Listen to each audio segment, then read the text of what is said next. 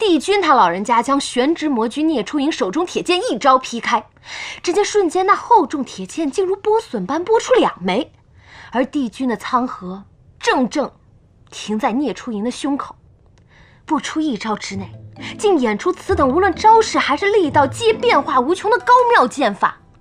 在场的仙者们一时全傻了，一面倾倒于帝君持剑的冷峻风姿，一面自卑于同上古之神相比，近年来他们的仙术不昌究竟是到了何等地步？唉，幸亏魔族在术法一途上发展的也不是很好，令诸神稍感安慰。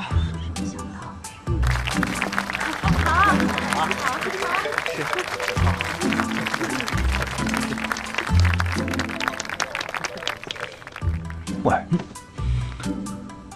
怎么让诚意元君说上书了？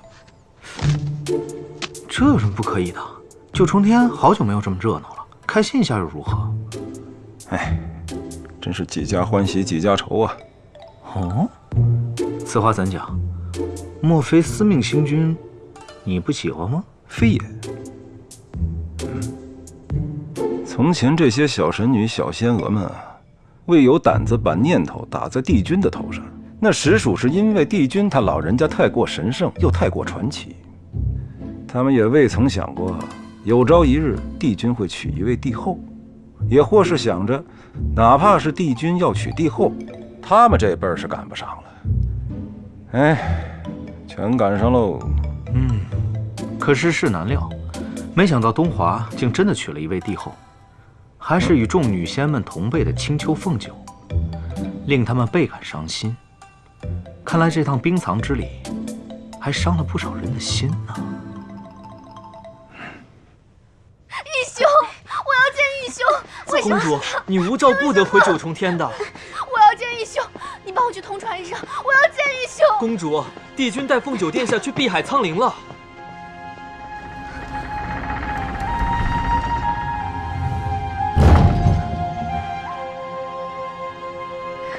碧海苍陵，义兄竟然带他去碧海苍陵，义兄。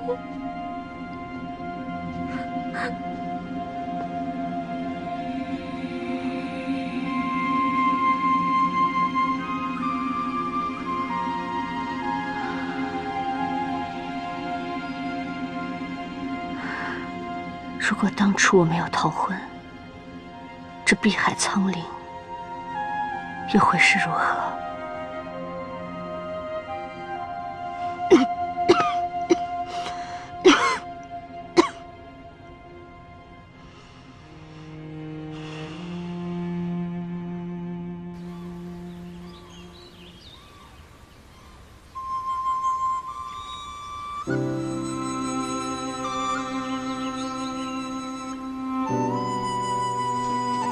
哇，好漂亮啊！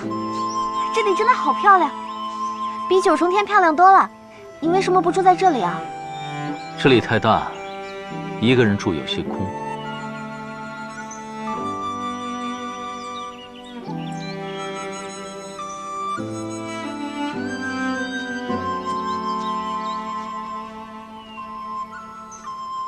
以后有我陪着你。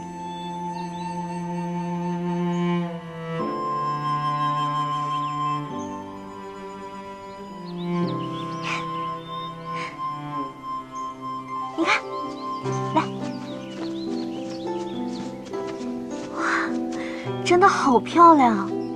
但是这么空置着，真的好可惜啊。不如以后我们就在这里呢，种一片柚子树，然后再种梨树，然后那边再种一些葡萄。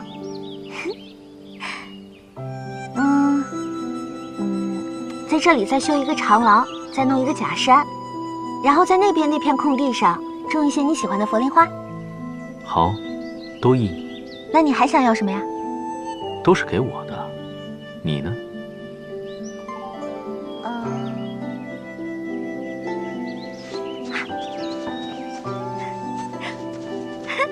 我呢？我想要在这里修一个小荷塘，然后呢，再安一个小亭子，到时候我们就可以纳凉看星星了。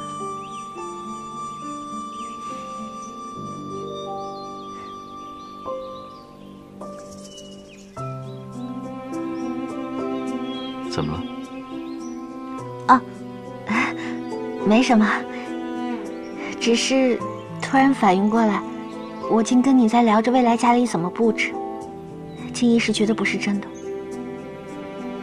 家里？虽然每年回来的时间都很短，但这也是我们的家呀。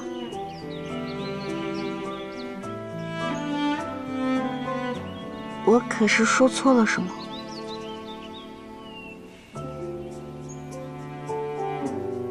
我喜欢听你说我们家。这当然是我们的家了。虽然现在家里已经很漂亮了，但如若将来我们布置一番的话，会更加的漂亮。到时候我们便邀亲朋好友过来吃茶玩耍，你看如何？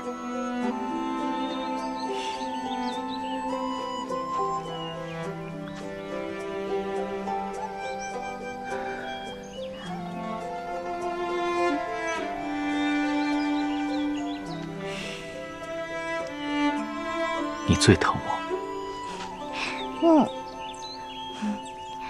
我最疼你了。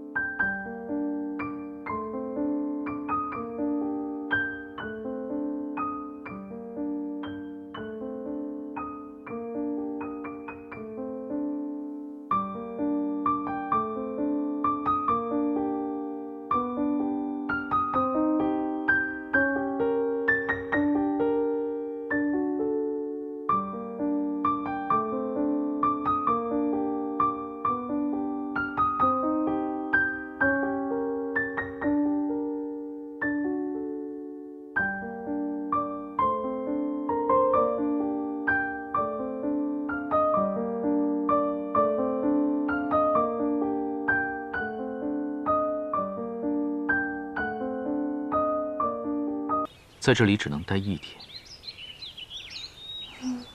只有1日的时间了。既然只有1天了，可不能浪费哦。来，闭上眼睛，不许用法术。